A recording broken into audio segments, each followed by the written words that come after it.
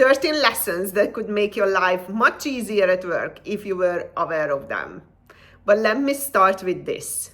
I truly believe that not every lesson can be taught, but some lessons are taught by life.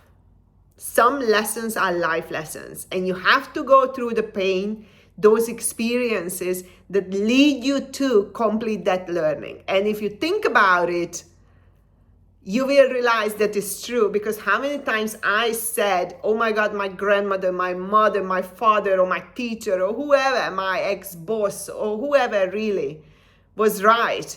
But at the time, it didn't register with me. I even argued against those. And then I had to go through these experiences that added up to me learning the same lesson. Instead of just listening to them, no, I had to go through them. And there is nothing wrong with it. I think I always say that there are lessons that I can learn from books from others, and there are life lessons that only life can teach us. And it's probably harder, but that lesson will be ingrained in your brain forever. So there's no right or wrong, depends on. But once again, I don't believe in that, older people, wiser people, not necessarily based on age, but giving you the peace of mind and telling you that what to do or how to look at life. They are right, probably, but you are missing the piece for you to understand it. So they can talk as much as they want to talk. So that's why I stopped talking to people. I say it once, and then I'm like, I'll leave you to the universe or whatever is governing us. You will learn the lesson. So here I brought you 13 lessons. It may or may not apply to you, but if you have more, please put it in the comment field. I would love to hear about them. I mean, the list is endless, basically, and we all have different experiences. But these are the main 13 things I realized or I learned in the past 10 years, maybe. Let's go through them. But before that, you already know I'm Sylvia, an organizational psychologist, and I love learning about companies, people, HR, management, leadership, and how dysfunctional we all are. And that's the risk to it. There is no fix to the madness. So don't look for solutions. Try to understand and experience them. Just experience them and try to understand them. But most likely that you won't. So that's how it is. Now, lesson number one. Hustle for the right thing. And I have my list, so that's why I'm just looking at my computer. Hustle for the right thing. I think employees are hustling for the wrong thing, while employers are hustling for the right thing. Now let's break that down very quickly. Employers are hustling for the money. They all want money, every organization. Everything else is just a noise, or everything else is just helping them to make that money. And that's that. So they are very clear about their goals. The lost souls are the employees, because they were brought into this idea, and I always said that employee engagement narrative that burned people out. They brought into this idea that you need to hustle so you can fix things, you can make things right, you can be engaged, you can grow, you can whatever. Yes and no to all of these.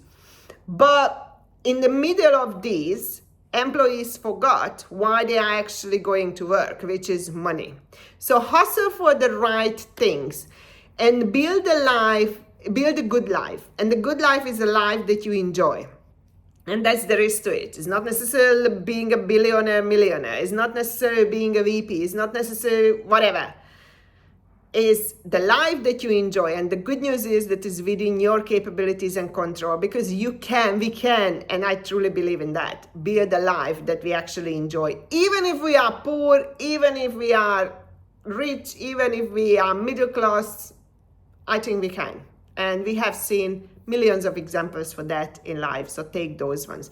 But I would like to say one thing to that, and then we move on to the second lesson, that sometimes companies' retention strategy goes against that very purpose of work from the employee side, Because the purpose of work is really to make money, and then you can build your life, right? There's nothing more to it. If you love your job, if you find passion, fulfillment in that, is fantastic. But that's not the purpose, right? It's just a bonus, added bonus, if we are lucky. And sometimes companies, I'm having conversations with them that, oh, we want to retain people with learning and development programs. I'm like, dude, if the purpose of me being here is to make money because I want to buy a house or a car or a whatever, I'm not going to stay for your learning and development initiatives, that's for sure. So that's just a side note. Lesson number 2, you are not a must-have to them. You do this for yourself.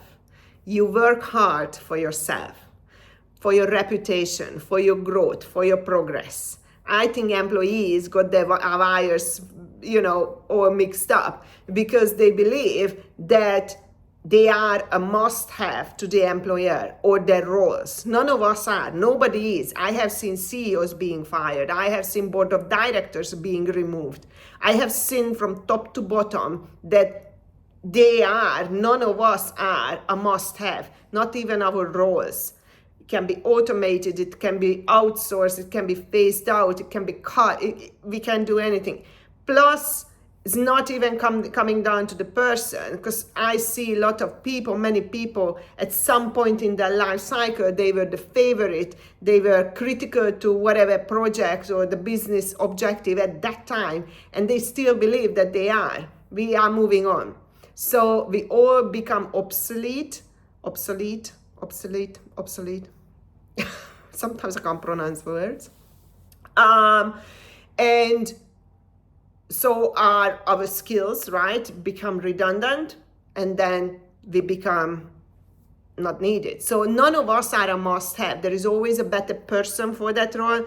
There is always a better skill set. There is always someone more suitable. There is always a better role to shape that role. So don't believe that you are working for yourself. And if you don't forget that, it directly links to lesson number 1. Hustle for the right thing, and the right thing is always the one that is good for you. Now, you must always do a fantastic job, but once again, for yourself. So you can be good, you can be hired, you can be promoted, you can earn more money, you can go freelance, and then you build your life outside of work. So don't lose sight of why you are doing things, because you're going to get yourself burned out and all that. Lesson number 3, I love this one. Trying to fix corporations is a dumb idea. Because I just watch people coming in or trying so hard to fix, especially large organizations, forget about it, right? Because they don't even understand what they are fighting against. We can't even fix a department, let alone a large organization. We are fighting against pseudoscience. Organizations are riddled by this bullshit. You can't even fight against it. The complexity of any organization is just so overwhelming. You don't even know where it starts, where it ends. So if you don't see it through, if you don't understand it, you can't fix it. Bias is everywhere, all sorts of biases. And which leads to the second point, or the fourth lesson after that. Self-interest, mutually beneficial relationships, and so on. So if you look at organizations, you will find all of these things, and you ignore them, and you say, I want to fix the organization so it's efficient, it makes money, it's the culture, especially when we want to fix culture. All of these are coming into the picture. You don't even stand a chance. Very few organizations I see who are successful in transforming the culture and their businesses, but those are the ones who are no nonsense. This is what we are doing, and they are not ashamed or shy of taking the necessary actions to get there.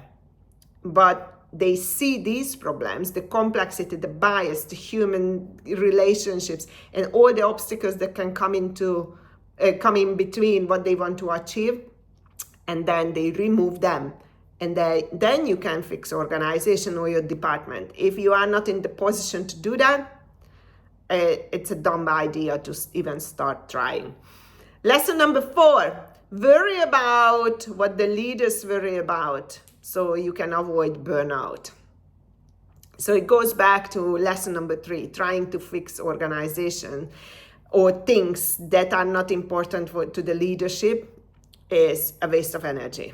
So you always check what is the leader, what is the organization worry about, and then you do those things, even if you disagree with it. And that's going to link to lesson number 5. So even if you disagree with it, because if you start doing the things that they don't care about, it's not their priority, it's not important to them, you're just going to run into walls constantly, and then you're going to get yourself burned out, because then you try to explain, but this is the right thing to do for them, for who? I always ask, for you, for them. That's not how they see it.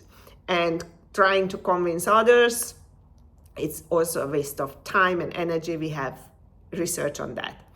So worry about what the leadership worries about and work on that. Otherwise, you're going to get yourself burned out, frustrated, disengaged, and all that. Focus on that. They pay you your salary, so it's their right. They are within their right to tell you what you should be worried about and what you shouldn't. And that's that.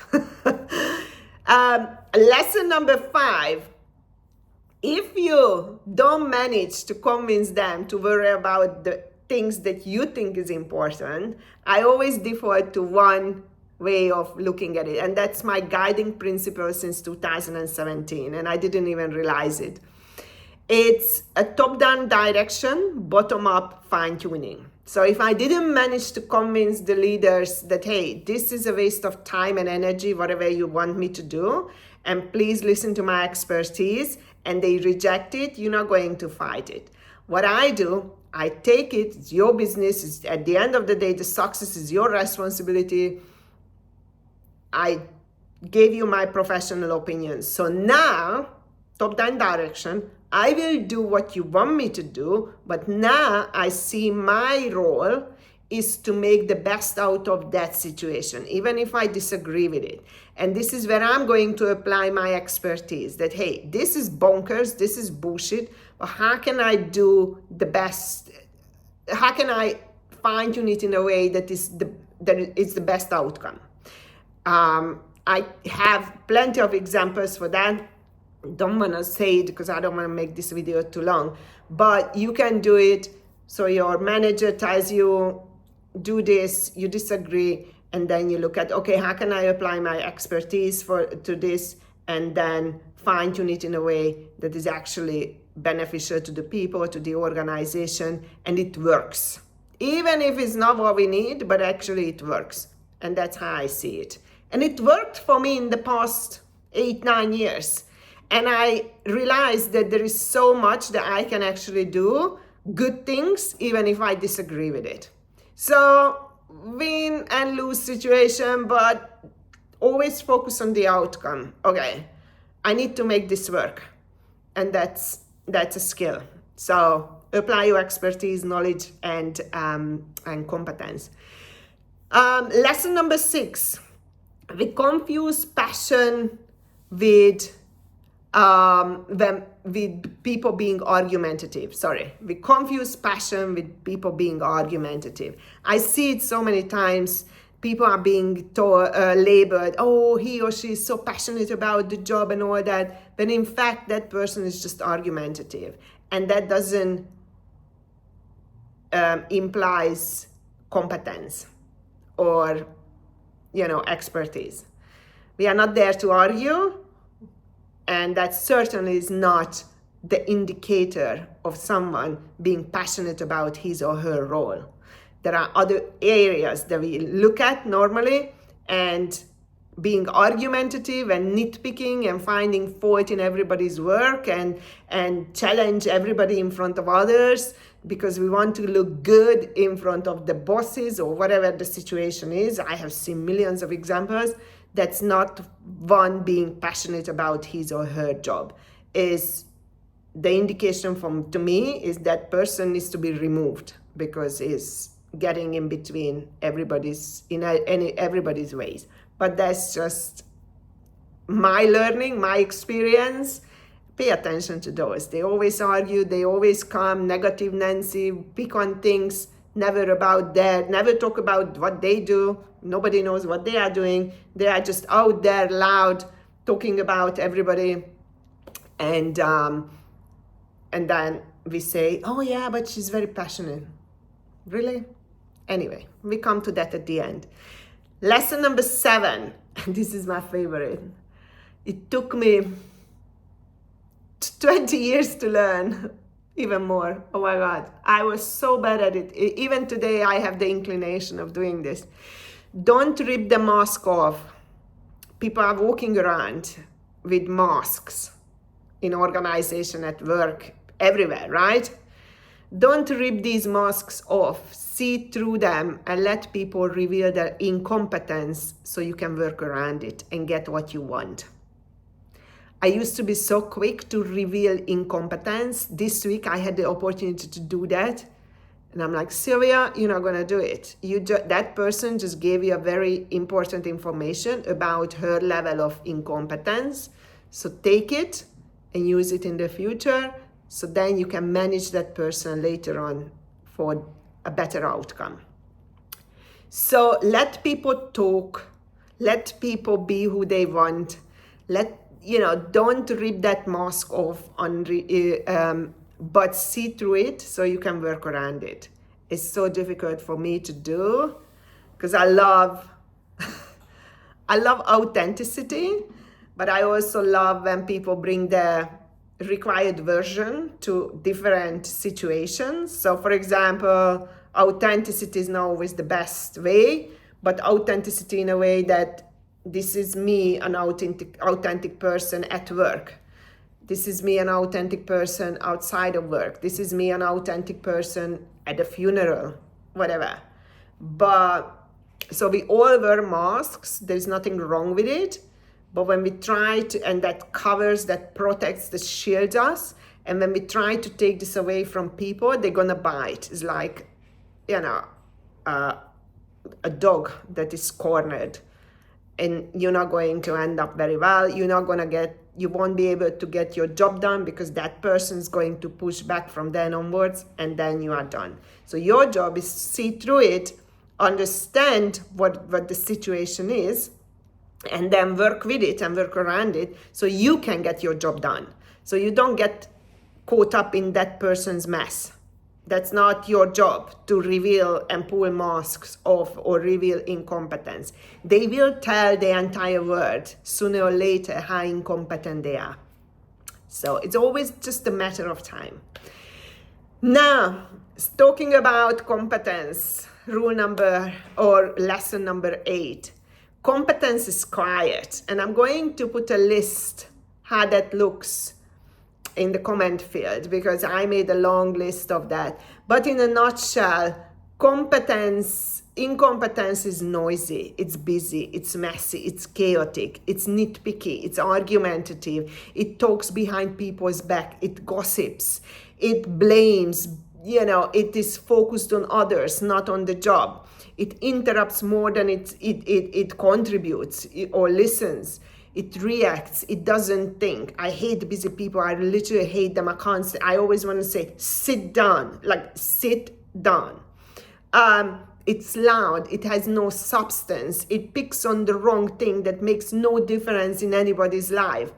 And when you see that at senior levels, right, senior leaders get into email exchanges, and incompetence is like a fighting match on email. Like, relax. Pick up the phone, talk to people. I'm sure it's a misunderstanding because we are extremely bad in nonverbal communication. I read your email and I believe I created the idea of what kind of a tone you are writing it. And I'm 100% sure, almost 99%, that I'm wrong because I can't guess your tone of voice. So now I misunderstand your message. I'm going to reply back that way. That's incompetence. Like you don't do that. So when senior leaders, get themselves into things that is for their managers to decide over, or it's not even their business, that's incompetence. Incompetence is always rushes. It's linked to titles, not responsibilities. It's always it talks but never does really anything. It micromanages to feel in control, and so on and so on. So I'm gonna put these lists, and I also wrote a list of what competence looks like. And watch out for those. And when you see the signs, you just step back, because what you don't want is to fight with incompetence. Now, it doesn't mean the person is completely and utterly incompetent, right? But it is incompetent with this. It doesn't mean you ignore everything else. I'm incompetent in millions of things. But what I do is I stay away. I say, it's not my business. I have no idea. And that's why I hate these committees, these, governing committees at work, because we come together, one expert is presenting an idea or a solution or an intervention or a plan, and you have 10 people around this bloody board table in the boardroom, and then giving their opinion about something that they don't even understand. So good ideas come and die in boardrooms and committee meetings, because that's that level of incompetence. Lesson number 9, just because it looks good doesn't mean it is. Oh my God. Today I watched a documentary because I love watching documentaries about companies' rise and fail, because for us organizational psychologists, we take a lot of message out of it. We apply theories, what happened over there, psychological theories, and I enjoy doing this. So Build.ai, that was the documentary I watched on YouTube today. And that's where this came from, this rule. I literally just started this rule today, that just because it looks good from the outside, it doesn't mean it is. And you see it in many corporations, that they look good from the outside, but when you go inside, it's rotten. Policies are in a mess. The leadership is not quality. Processes don't exist. Systems are from grandmother's age, etc., etc. And in many cases, we put these companies onto these pedestals, and we want to be like them. And many times I push back. When leaders say, I want to be like this, or can we have the training from this training provider because they are good? I'm like, I literally worked with this high profile company. I can tell you that the quality that they provide is shit. But from the outside, the facade is all put together, is marketing, right? Everything is all about marketing. But we know that even Google, Facebook, and all these big companies, everybody wants to work for them. The retention rate is 1.2 year, 1.6. Nobody is staying. It's not great. They look great from the outside, but once you are inside and you start looking at what is happening within these companies, you realize that, it's just not, they are just as broken as the rest of the corporate world, with a very few exception. Very few. It's very hard to find a company that is not broken. All of them are literally, there's no way of fixing them. So don't try. Lesson number whatever. Lesson number 10. And that links to lesson number 9. But now let's apply that to individuals. When you say someone or something is good, it's because you haven't seen better. How many times I had this conversation with leaders, with managers, this guy is good. I'm like, okay, that's because for me, he or she is not good, because I have seen better. So when you say, I like that person, the work is good, or this system, or whatever, it's because that's your benchmark. That's the highest quality you have ever seen. And that's why you say it's good. But it only means that you haven't seen better. So once we had this conversation a year ago or so, firing that person, and this leader was protecting his person, the people in there, and I completely understood it. I'm like, look, that person is not great. And we went back and forth. I'm like, that person is going to be made redundant because he's not providing what we need. And he was fighting and fighting and fighting. And I said, look, you haven't seen better. And that's that. So the redundancy took place. 8 months later, because we hired a new person, 8 months later, we were talking and he said, you were so right. The person I hired is like 20 times better than that. But he couldn't see it because he only saw that was the benchmark. So when you say Sylvia is good, Adam is fantastic, is because you haven't seen better. There is always better for every role, for every situation. There's always a better person. So none of us are the best, if you will. Lesson number 11. Those who achieve are those who value progress, not perfection. I have seen it millions of times, that one more consultation, one more presentation, one more meeting, do it. Because if you if you don't start doing something, that you will never do anything. There is no perfect plan. There is no such a project that we see through it every step of the way. But what we can do is believing that we have the ability, the capacity, the capability, the competence, the expertise, and the IQ, hopefully, to figure out as we go along.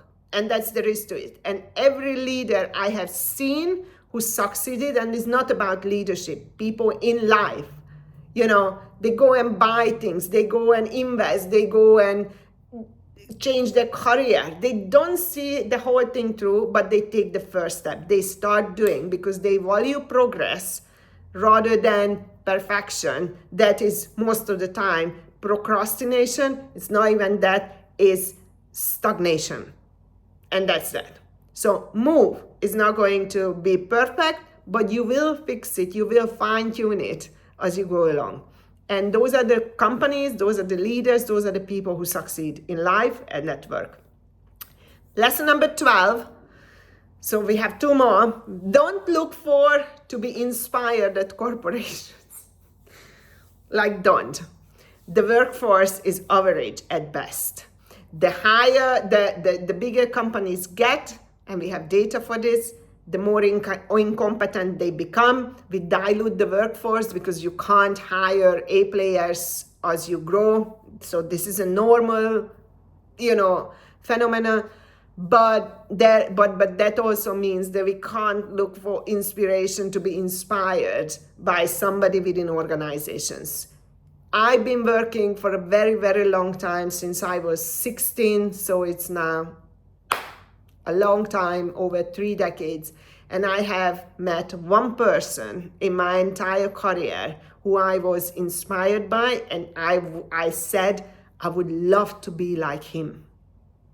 It doesn't mean I didn't learn from others. That doesn't mean that. But I have never been inspired by anybody else apart from that one person, my ex-CEO. And that's the risk to it. So that's how average the workforce is at best. So don't wait. If you want to be inspired, the corporations are not the place to be. It's just how it is. But I always find my inspirations outside of work. And there are fantastic people out there within every profession or leadership or whichever area you want to be inspired by. And the last one, which is the 13 reasons why. Maybe I should title this video like that. The nastiest colleagues are the ones who are unhappy in their private lives, and you cannot convince me otherwise.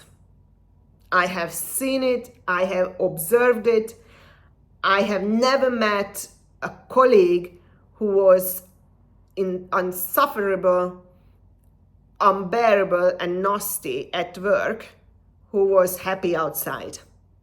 All those nastiness, this nitpicking, this bitching about others, this gossiping, this being negative, undermining others, throwing others under the bus, whatever we face, is because people bring their frustration from outside into the workforce. And now it's not going to happen. But during maybe recruitment, we should somehow look at what's the context of that. Don't do it. don't do that. Don't do it. But ideally, I would love to know what is the context of that person. Because if people are happy outside, your life as an employee, if your manager, for example, is happy and outside, your life as an employee is much easier. So, but that's just a dream. It's never going to materialize at work because life is complex. People coming from all sorts of background, We all have our baggage and we all have our bad days. But in general speaking, each time when I see these nasty people who are just really just there, negative and, dare to fight. They literally are coming to work to fight over stupid emails or verbally or whatever. So then they can offload their frustration that comes from outside, maybe from bad marriages, maybe from being lonely, maybe for whatever, or just being in debt because they can't manage their finances, or somebody is sick at home. It could be anything. But people who are not happy outside, they don't make great colleagues. And that's that. That's the 13 reasons why. And I think I'm going to title this video that way. I hope you enjoyed these lessons. Once again, maybe maybe they don't resonate with you, and that's okay. These are mine. The list is endless. I think we could write like thousands of lessons from the world of corporations. But these are the main ones that I live by, especially because I want to get my job done. So I need to and I don't want to get burned out, and I don't want to get demotivated. So these are the 13 that I look at, keeping myself focused, motivated, because I don't wait for anybody to motivate me, to give me a career progression, to promote me, to do anything with me. I will do, this is my life, I'm responsible for it. But in order to make that happen to the best, with the best outcome, I need some guidelines and I need some lessons. And I use these 13 lessons as guidelines, really. So I don't try to fix corporations if I'm not allowed, if I don't have the authority. I don't, if I want to worry about things that the leadership is worrying about. So we are aligned. I'm not going to go against the flow, and so on, and so on, and so on. So I keep it cordial. I'm here to work. I'm not here to fight.